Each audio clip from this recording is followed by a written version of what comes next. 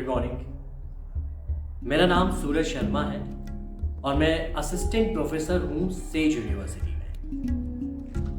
आज मैं आपको क्लासिकल डांस कथक के बारे में बताऊंगा। लेकिन कथक को जानने से पहले हमें क्लासिकल डांस को जानना बेहद ज़रूरी है। क्लासिकल डांस को जानने के पहले हमें डांस को जानना बहुत ज़रूरी है, क्योंकि डांस एक आर्ट है। तो सबसे पहले क्यों ना हम आर्ट को जानें कि आर्ट क्या होता है। किसी वस्तु को देखकर, उसे सुनकर, उसे समझकर मन में उठने वाले विचार को भाव कहते हैं, यानी कि रिफ्लेक्शन जो होता है हमारे रिएक्शंस का, उसे भाव कहते हैं। और बड़े बड़े आचार्यों ने कहा है कि इन्हीं भाव को सजा सवार कर एक अलग बहुत विभिन्न प्रणालियाँ, यानी कि बहुत सारी मेथड्स या टैग के थ्रू जब हम इसको एक्सप्रेस करते हैं, जब हम इसको व्यक्त करते हैं, तब कला का जन्म होता है। यानी इस मेथड को कला कहते हैं। इसीलिए कहा जाता है कि मनुष्य जन्म से ही कलात्मक प्रवृत्ति का होता है, आर्टिस्टिक टेस्ट लिए होता है, और इन्हीं भाव को, इन्हीं इमेजिनेशन से वो अपने आर्ट को व्यक्त करने का तरीका खोज लेता है। जैसे अगर कोई चित्रकार है तो वो अपने चित्रों में अपने इमेजिनेशन को उतारता है। कोई नृत्यकार है तो वो अपने डांस के फॉर्म में इमेजिनेशन को उतारता है। कोई गायक है तो अपने गीतों में उतारता है। कोई मूर्तिकार है तो मूर्तियों के द्वारा उतारता है। तो जिस तरीके से भी कोई भी कुछ भी हो, डिज़ाइनर हो, मूर्तिकार हो, वो अपनी कला के रूप में अपने थॉट्स, अपने इमेजिनेशंस को आप तक पहुंचाता है। उसके अंदर बहुत सारे विभिन्न प्रकार के थॉट्स, इमेजिनेशंस होते हैं। ये बात हम भी जानते हैं कि हम कभी भी खाली नहीं बैठ सकते। हमेशा हमारे दिमाग में, हमारे मस्तिष्क में थॉट्स चलते ही रहते हैं। चाहे हम कुछ काम में व्यस्त हों, चाहे नहीं हों, हम हमेशा कुछ ना कुछ काम, कुछ ना कुछ बारे में हमारा दिमाग हमेशा सोचता ही रहता है, और हम कभी उस चीज़ को रोक नहीं सकते। ठीक है, लेकिन उस सोच को, उस थॉट्स को, उस इमेजिनेशन को हम जब अपने आर्ट के रूप में बाहर निकालते हैं, कैसे?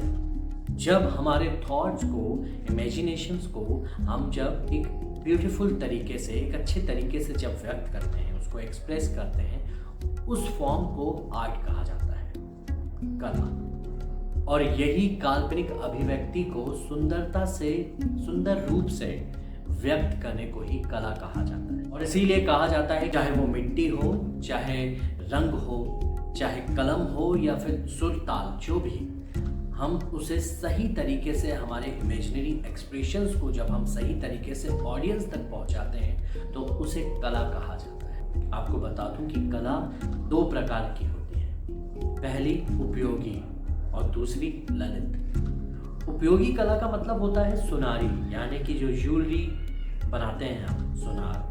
सुतारी यानी कारपेंटर, लकड़ी का सामान, लकड़ी के नए नए खिलौने बनाना, लकड़ी की अलमीरा, हमारे घर में जो लकड़ियों का सामान होता है, उसको बनाना भी एक कला कहलाता है। ज्वेलरी, नेकलेस, इयररिंग्स, ये सब बनाना भी एक कला कहलाता है। अल्पना करना, अल्पना यानी डिजाइनेशन, कुछ चीज़ डिज़ाइन करना, वो भी कला कहलाता है। तो ये जितने भी होते हैं, इन्हें कहते हैं उपयोगी कला, यानी उपयोग में लाने वाली कला, उपयोगी कला कहा जाता है। दूसरी होती है ललित कला, यानी कि फाइन आर्ट्स।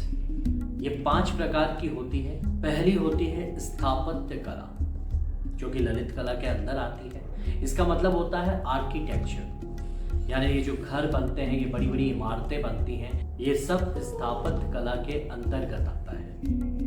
दूसरी होती है चित्रकला। चित्रकला बड़े बड़े चित्र बनाना, पोर्ट्रेट बनाना, सीनरी बनाना, मंडला, ये सब आकृतियां जो बनती हैं, ये सब चित्र जो बनते हैं, ये चित्रकला के अंतर्गत आते हैं। फिर आती है मूर्ति कला, यानी स्टेच्यू बनाना। जैसे कि स्टेच्यू ऑफ लिबर्टी हमारे इंडिया में ही देख लो, जैसे कि गणेश जी की मूर्ति बनती है, दुर्गा जी की मूर्तियां बनती हैं, तो ये सब मूर्ति कला के ही अंतर्गत आता है।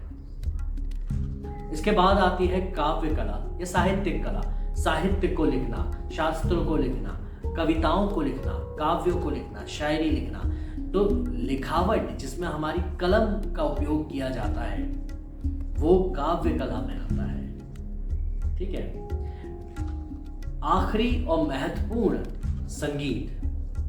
संगीत यानी कि म्यूजिक से हमेशा हमारा दिमाग यही कहता है कि गाना, म्यूजिकल कंसर्ट, राइट।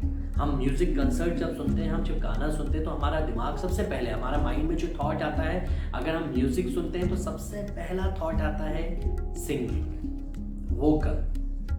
पर एक्चुअल में ऐसा होता नहीं है। म्यूजिक, संगीत का मतलब होता है जिसमें ये तीनों चीजें आए। क्या क्या? गायन, वादन और नृत्य। जब ये तीनों चीजें संगीत में आती हैं, जब इनका मिलाप होता है, तब संगीत बनता है। समझ में आया? यानी singing, dancing and instrumental playing, जब इन तीनों को मिला दिया जाए तब संगीत का जन्म होता है, तब संगीत कहलाता है।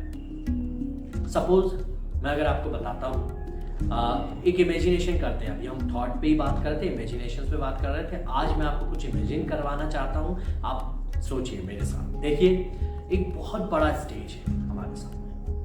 आपके लेफ्ट हैंड साइड देखोगे तो बहुत सारे इंस्ट्रूमेंटल वाले बैठे हुए हैं, यानी इंस्ट्रूमेंट्स प्लेयर बैठे हुए हैं। कोई उसमें तबला प्ले कर रहा है, कोई पखावज प्ले कर रहा है, कोई कॉन्गो प्ले कर रहा है, कोई ड्रम्स, जैज ड्रम प्ले कर रहा है, कोई हारमोनियम पे बैठा है, कोई सिंथेसाइजर प्ले कर रहा है, ठीक है, कोई फ्लूट पर है।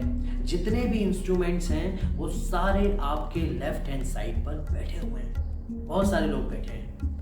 और आपके राइट हैंड साइड पे बहुत सारे गायक बैठे हुए हैं, सिंगर्स बैठे हुए हैं। कोई सूफी गायक है, कोई ठुमरी गाता है, कोई प्योर क्लासिकल सिंगर है, ठीक है। कोरस है, जो पीछे कोरस क्या होता है? जो गाना हमारा जो होता है, एक लीड सिंगर होता है और उसके पीछे पूरा कोरस उसके साथ ताल में ताल मिला रहा होता है, ठीक है, सुर से सुर मिला रहा होता है। कोई खमसा गाता है, कोई टप्पा गा रहा है, कोई गजल गायक है।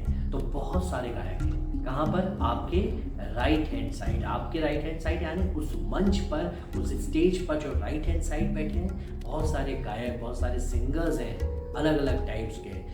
लेफ्ट हैंड साइड पे बहुत सारे इंस्ट्रूमेंट्स प्लेयर हैं। और जो सेंटर है उसमें बहुत सारे डांसर्स हैं।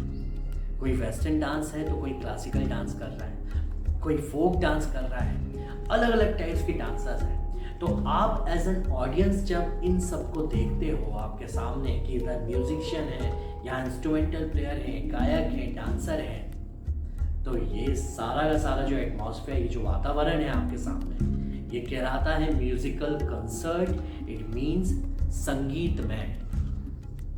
संगीत, इस पूरे के पूरे ग्राफ को हम संगीत कहते हैं, म्यूजिक कहते हैं। तो हमारी वो जो सोच है, वो जो थॉट है कि संगीत का मतलब सिर्फ सिंगिंग होता है, नहीं। संगीत का मतलब जहाँ गायन, वादन और नृत्य कला का मेल होता है, उसे संगीत कहते हैं। तो ऐसे हमने समझा कि कला क्या होता है और संगीत कला क्या होता है। Thank you so much.